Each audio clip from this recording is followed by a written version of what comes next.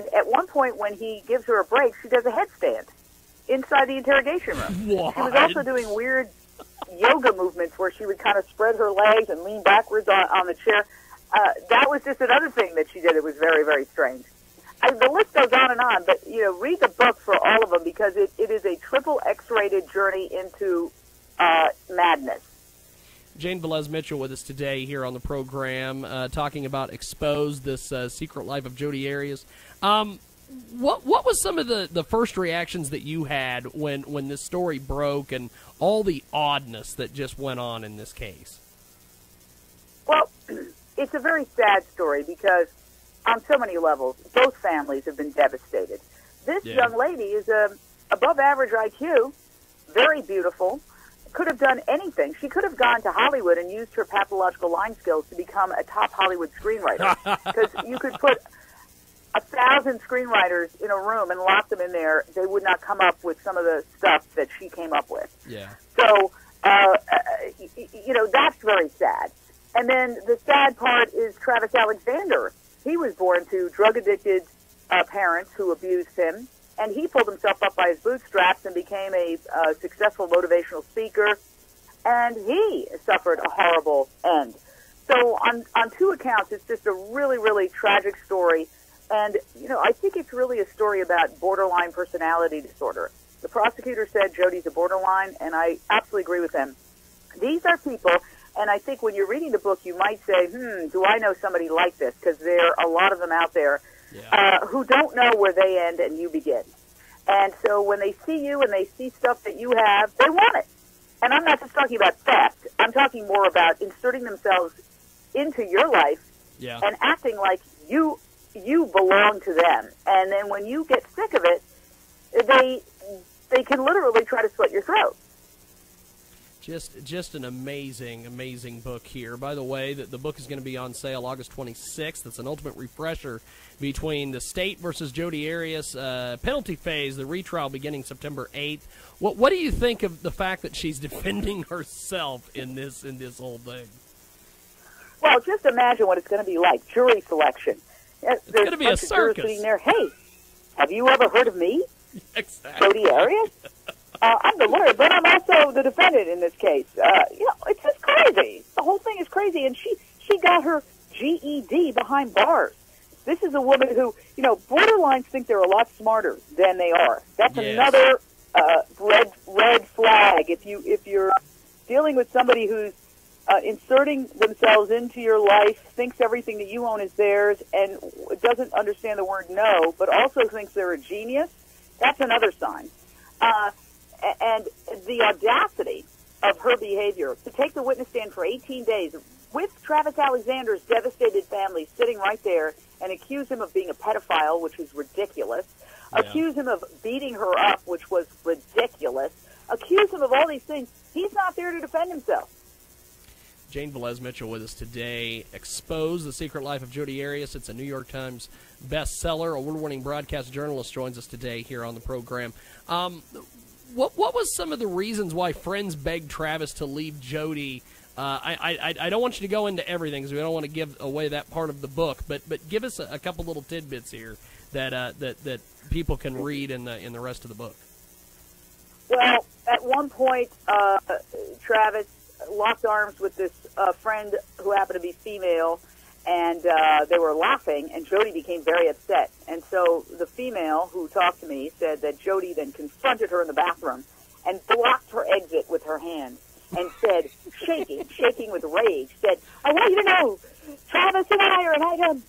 We're together. And she said she couldn't get away from her. Finally, she just said, you are so nuts. And it's like swept past her. And that's the kind of thing that Jodi did. She would eavesdrop on his conversations. She would stand outside the bathroom when he was inside the bathroom, with her ear to the door. I mean, it just, she was like a common household cat, basically. Well, I wouldn't sell cats.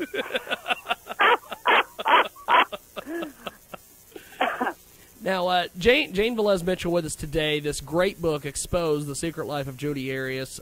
You were on the front lines of this trial. You reported. You gave really, really great analysis on this.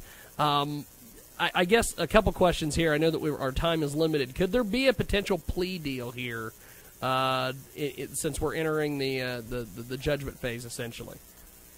Well, they say that you can make a phase, plea deal any time. I guess if she were to, if her non-attorneys, her advisors, since she's representing herself, were to say, look, let's just call this off. She'll go to life. She'll accept life without the possibility of parole.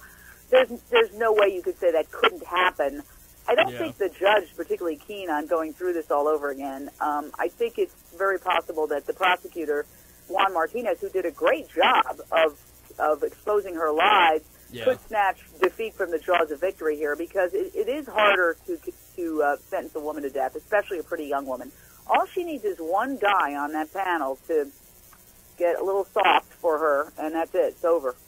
Wow, that's all it's going to come down to is some guy that's basically a perv or near that level. I wouldn't call him a perv. Or a woman who might say she reminds me of my troubled daughter. Yeah. I mean, it could be anybody, but you have to have a unanimous verdict for death. Jane Velez-Mitchell with us today. Now, you had unbridled access to the evidence and some of the case's key players.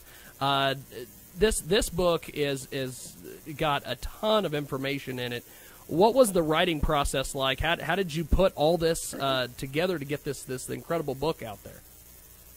Well, it was a bit of a team effort. I was asked to write the book by HarperCollins when I was covering the trial.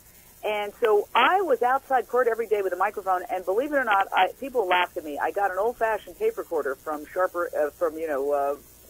one of those stores. That's awesome. And That's I great. literally, when the relatives would come by or when anybody would come by, I would say, talk to me for 10 minutes. Tell me your stories about Travis and about Jody. And I just hit record, and the craziest stories would come out. I mean, I can't even repeat some of them because they're triple X-rated. But one good friend of Travis's said, she was very sexually inappropriate.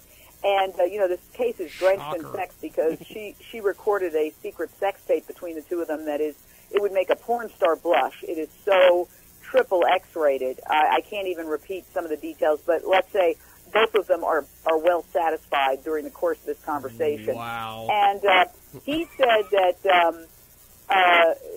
they were at a Mormon church for a wedding, and that Jody kind of came up behind Travis, and he had never met her before, and started sucking on Travis's ear.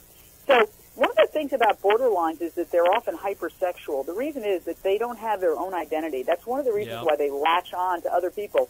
They want an identity, and they basically borrow yours. So what better way to bond with somebody else than in the act of sex? So they often become quite nymphomaniacs. They become nymphomaniacs. And that's exactly what Travis said about Jody to his good friend, that she was a nymphomaniac. Jane Velez. And you'll have to read the evidence that he offers, because I can't repeat it on radio, but it's in the book. Jane Velez-Mitchell with us today. The great book, Expose the Secret Life of Jodi Arias. Before we let you go, Jane, is there going to possibly be, after this penalty phase, is there another book potentially that could come out of this? Yeah, I mean, never say never. I've written 4 books. This one was on the New York Times bestseller list for 3 weeks, so it's definitely a page turner. I got to say, I read it just to get ready for this next phase with the paperback, and I couldn't put it down. And that's not complimenting myself. It's the facts of this case are so bizarre. They're so insane that it's just like, I can't believe it. I can't believe this is something that actually happened. Well, I appreciate you being on with us today. It's been a fun interview for me because, like I said, I'm a huge fan of yours, so thanks for coming on. Oh, thank you. And I'll get back in touch with Mark and them and see if we can get you on after the trial's over with and have you a little bit more for a little bit more time and talk about some of your other stuff. But have yourself a wonderful day, Jane, and we'll talk soon. Thank you much. Okay, have a good one. Appreciate it, Jane.